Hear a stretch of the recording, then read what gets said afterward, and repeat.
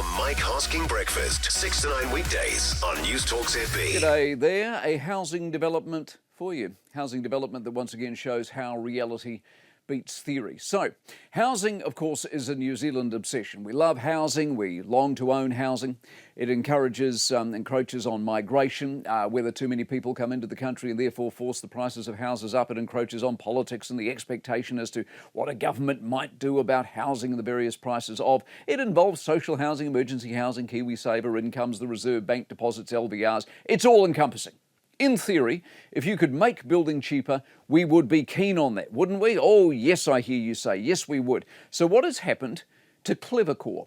Clevercore is Fletcher's prefab housing building factory. The factory is closing. Why, I hear you ask? Because to quote Fletcher's, it had not worked. Demand was the issue, there wasn't enough of it.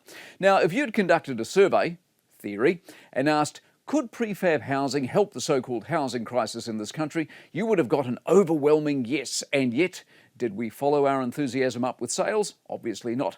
Resistance from the building industry is another phrase that Fletcher's used. You see, as I've said many, many times, we are happy to moan about the cost of building, the cost of gerb, how cheap it is to build in Australia, how much a deck out the back for a barbecue might be. But prefab, oh no, we don't want to touch prefab. Essentially, we're housing snobs, sort of like coffee. Moan about $6 for a flat white, but we'll pay it anyway. Not that there's anything wrong with that. If you want to pay anywhere between $10,000 and $35,000 a square metre, that's great. But what Clevercore reveals is we don't actually want to save. Often we don't actually want a solution at all. What we want is what we have and like, except at a better price. We want what we can't have, what we can have, we don't want.